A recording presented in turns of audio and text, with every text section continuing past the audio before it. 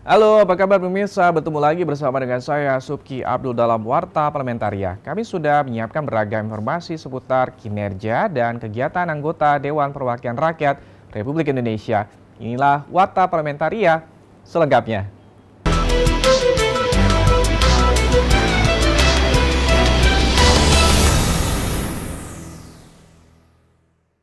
Warta Parlamentaria kita awali dengan informasi dari anggota Komisi 11 DPR RI yang mendesak Kementerian PPN Bappedas untuk segera menyelesaikan perencanaan beberapa bidang utama pada masa pandemi, diantaranya reformasi kesehatan dan juga reformasi pelayanan pemerintahan. Ditemui usai raker dengan Menteri PPN Kepala Bappenas, anggota Komisi 11 DPR RI, Kamrus Samad, mengatakan rencana satu desa satu puskesmas perlu digodok kembali oleh Kementerian PPN Bappenas. Kamrus Samad menilai masa pandemi ini menjadi momentum bagi pemerintah untuk melakukan reformasi di bidang kesehatan, karena saat ini hampir seluruh kementerian melakukan refocusing anggaran untuk penanganan COVID-19. Yang pertama, merencanakan sistem reformasi layanan kesehatan supaya 275 juta rakyat kita bisa terlayani dengan baik. Misalnya dengan memberikan perencanaan satu desa, satu puskesmas. Anggota Komisi 11 DPR RI Kamrus Samad juga mendorong PPN Bappenas melakukan perencanaan reformasi di bidang pelayanan pemerintah. Bagaimana agar pelayanan pemerintah terhadap masyarakat tetap berjalan secara optimal tanpa mengabaikan protokol kesehatan. Dengan demikian, menurut Kamrus Samad, pelayanan pemerintahan ke depan akan lebih efektif dan efisien karena terbiasa melayani dengan baik walau di tengah pandemi. Jadi bagaimana Bappenas merencanakan supaya pemerintahan dalam situasi bencana non-alam itu tetap bisa adaptif melayani rakyat. Sistemnya seperti apa? Dari pusat sampai desa, pemerintahan desa dalam melayani kepentingan masyarakat di tengah adanya bencana alam. Nur Fuad dan Rian, TVR Parlemen, melaporkan. Kita beralih ke informasi selanjutnya. Komisi 8 DPR RI mendorong Kementerian Agama untuk mengalokasikan sebagian besar anggarannya untuk pendidikan Islam, khususnya untuk dana bantuan operasional madrasah dan juga pesantren, sehingga dapat terus berjalan dan terpenuhi segala kebutuhan siswa dan tenaga pengajarnya. Ditemui seusai rapat kerja Komisi 8 DPR RI dengan Kementerian Agama di Gedung Nusantara 2 DPR RI Senayan, Jakarta, Ketua Komisi 8 DPR RI Yandri Susanto menyampaikan, sesuai dengan keputusan rapat anggaran Kementerian Agama sebesar 66 triliun, sebagian besar harus dialokasikan untuk kebutuhan pendidikan Islam seperti madrasah dan pesantren. Ya, jadi kita memang minta biaya operasional, kemudian sarana dan prasarana dari madrasah dan pondok pesantren itu harus menjadi perhatian khusus dari Kementerian Agama, lebih-lebih pondok pesantren. Karena itu amanat Undang-Undang Nomor 18 Tahun 2019 di mana Anggota Komisi 8 DPR RI Samsuniang menambahkan Komisi 8 DPR RI mengapresiasi Kementerian Agama yang sudah tidak lagi melakukan pemotongan anggaran untuk biaya operasional madrasah dan juga memberikan anggaran untuk pesantren sesuai dengan Undang-Undang Kepesantrenan sehingga segala kebutuhan dan infrastrukturnya dapat terpenuhi khususnya di masa pandemi COVID-19 sekarang ini. Inilah hal yang menggembirakan kepada kita semua, terutama para pembina pesantren di seluruh negeri kita ini yang selama ini nggak pernah dapat bantuan. Baru-baru ini pemerintah dalam hal ini Kementerian Agama mengkucurkan dana 2,3 triliun. Ferdian dan Rifki, TVR Parlemen, melaporkan. Informasi berikut datang dari Komisi 7 DPR RI yang mendorong adanya kepastian hukum untuk mendukung investasi di sektor minyak dan gas atau migas. Ditemui usai rapat dengar pendapat dengan Komisi 7 DPR RI dengan SKK Migas di Gedung DPR RI Senayan, Jakarta, Ketua Komisi 7 DPR RI Sugeng Suparwoto menilai sektor migas memerlukan kepastian hukum serta dukungan insentif dari pemerintah berupa fiskal dan non-fiskal seperti kemudahan perizinan. Sugeng menegaskan DPR RI memiliki fungsi problem solving untuk menyelesaikan permasalahan di sektor migas dengan mengajak seluruh stakeholder untuk membahas kendala yang ditemui dalam eksplorasi migas. Bayangkan kalau eksplorasi dilakukan oleh negara. Semuanya lantas ketemu proven ini, proven 1, proven 2, proven 3, atau P1, P2, P1, 2, 3 itu tergambar jelas. Maka kita mengundang investor sudah barang tentu akan dengan senang hati. Bukan seperti hari ini kan investor diharapkan melakukan eksplorasi juga. Sementara itu, anggota Komisi 7 DPR RI Sartono mendorong kemudahan investasi sebagai upaya mempersiapkan ketersediaan minyak dan gas untuk jangka panjang. Ia menilai ketersediaan migas dapat berperan penting dalam memajukan industri dalam negeri, sehingga dapat mendorong terbukanya lapangan kerja dan menekan angka pengangguran. Untuk sektor migas ini ya harus sebaiknya mencukupin kebutuhan dalam negeri dahulu, gitu. Dan ini juga bisa menggenjot industri-industri kita, industri dalam negeri baik besar maupun kecil, untuk menyerap kalau kita bisa bergeliat, industri kita bisa menyerap tenaga kerja. Helmi dan Syamsul, TVR Parlemen melaporkan. Pastikan Anda jangan kemana-mana pemirsa, karena kami masih memiliki banyak informasi lain dalam Warta Parlementaria. Di antaranya datang dari Sekjen DPR RI yang sampaikan penghargaan kepada 3 PNS Purna Bakti setelah jeda. Berikut ini.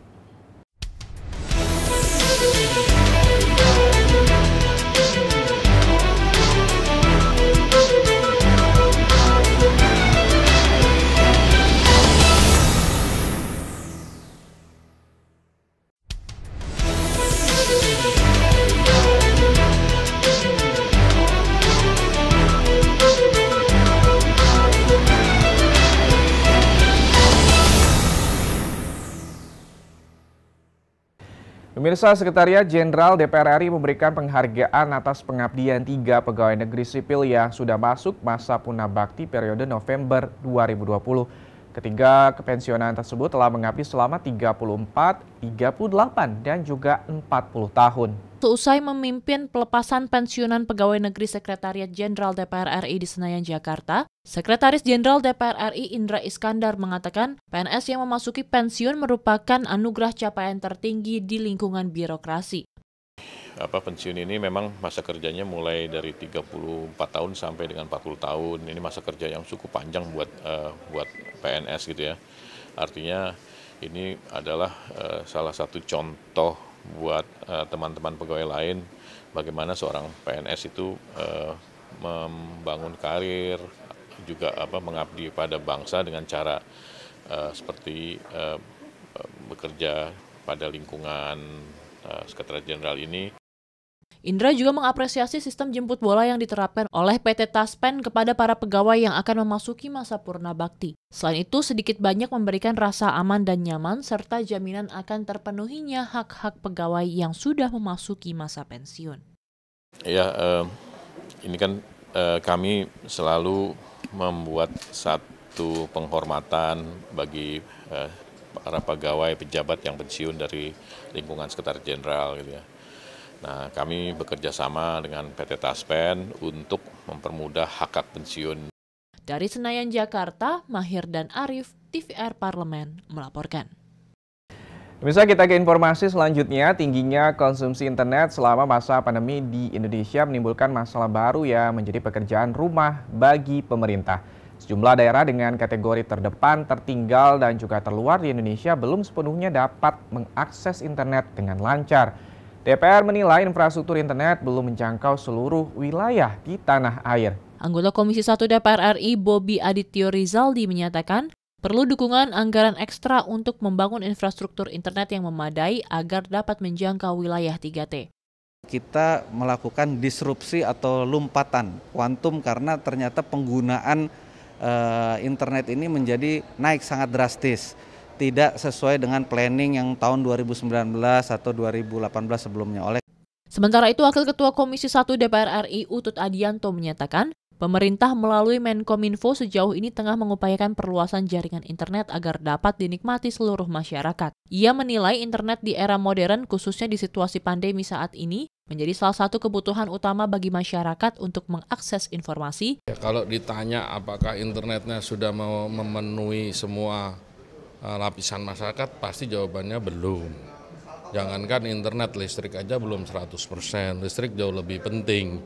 Jangankan listrik, air bersih aja belum juga 100%. Jadi ini memang tugas kita ke depan, karena negara makin maju, makin dengan compliance dengan internet. Ini nanti kita sama Kominfo juga akan seperti itu, termasuk ke Badan Siber dan Sandi Negara.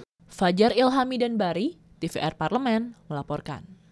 Kita ke informasi selanjutnya, Komisi 4 DPR RI menekankan Kementerian Pertanian menjalankan amanat Undang-Undang Hortikultura dengan mewajibkan rekomendasi impor produk hortikultura atau RIPH untuk memastikan kualitas pangan nasional.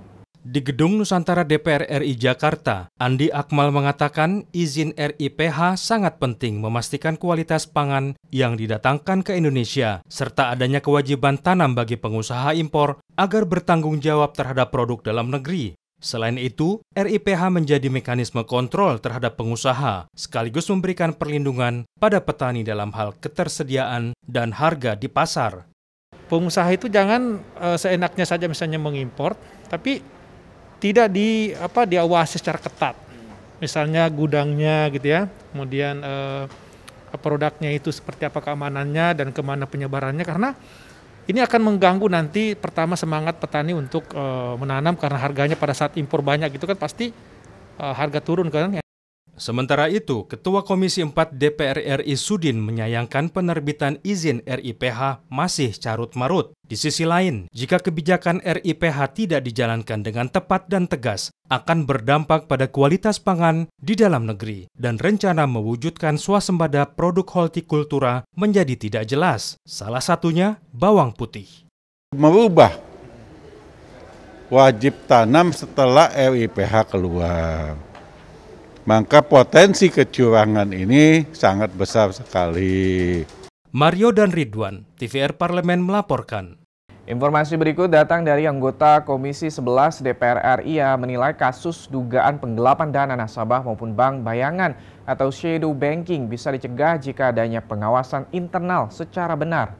Ditemui di gedung DPR RI Jakarta, Andreas Edi menduga ada standar operasional prosedur atau SOP yang tidak dilakukan perbankan secara benar dan menyeluruh. Tindakan pengawasan internal secara berkala juga penting dilakukan, meski sudah ada aturan, karena tetap ada celah yang bisa dimanfaatkan oknum-oknum perbankan yang berniat jahat.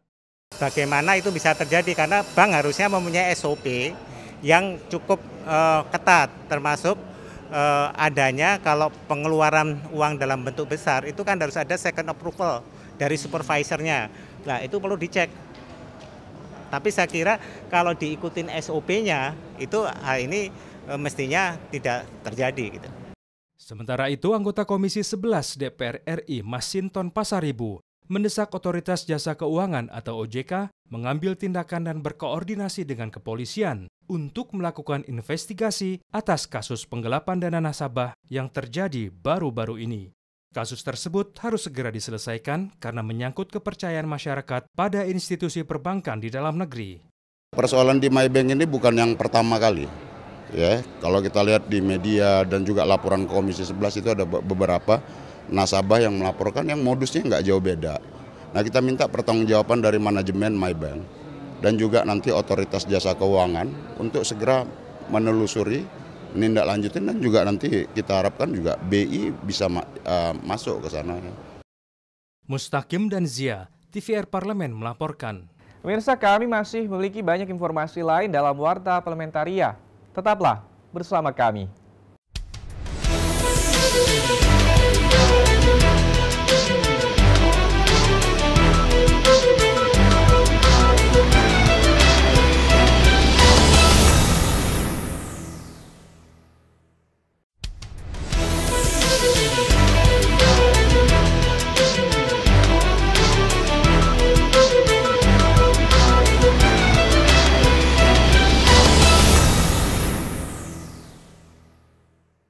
Pemirsa, anggota DPR RI meminta pemerintah mematangkan kebijakan pemberian vaksin COVID-19 yang direncanakan pada Desember 2020. Sebelum pemberian vaksin, ada sejumlah hal yang harus ditinjau pemerintah secara matang, khususnya target vaksinasi gelombang pertama. Di gedung DPR RI Jakarta, anggota Komisi 9 DPR RI, Saleh Partaunan mengatakan, pemerintah memang harus menetapkan target sasaran pemberian vaksin di tiap gelombangnya. Namun, tahapan persiapan vaksinasi harus matang dan menjadi prioritas, di antaranya alat-alat kesehatan untuk pemberian vaksin dan ketersediaan tenaga medis.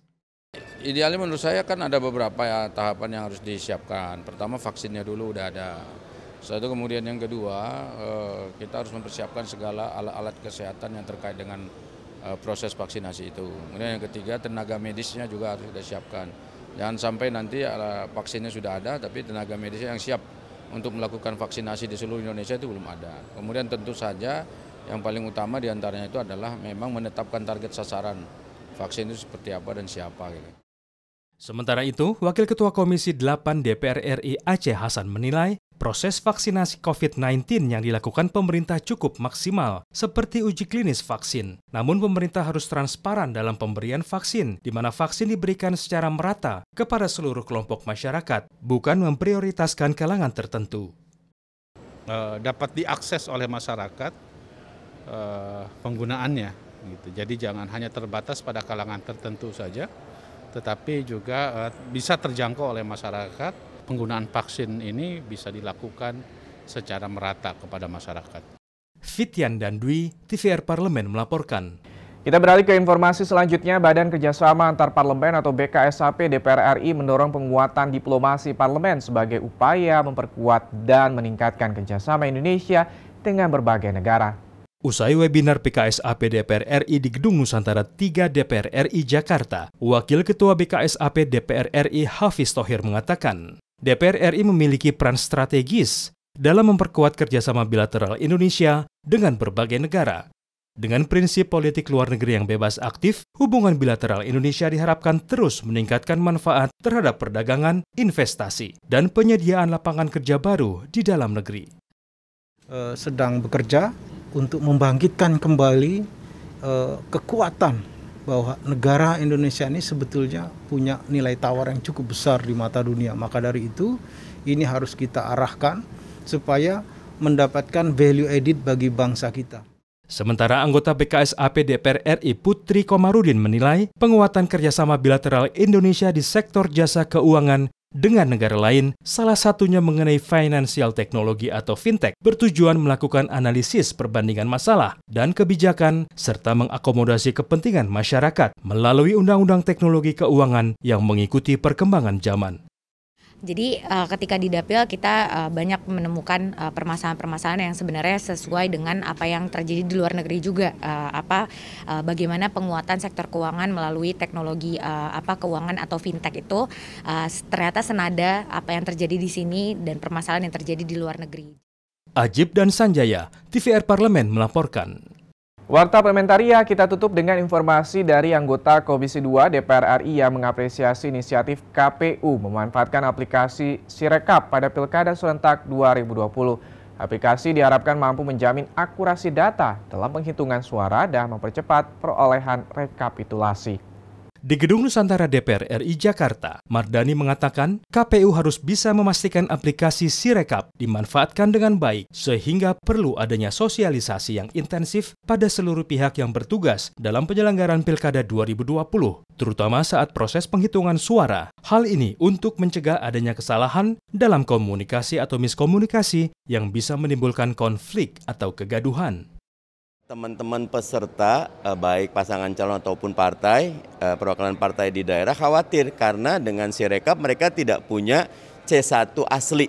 Padahal kalau ada perselisihan C1 asli.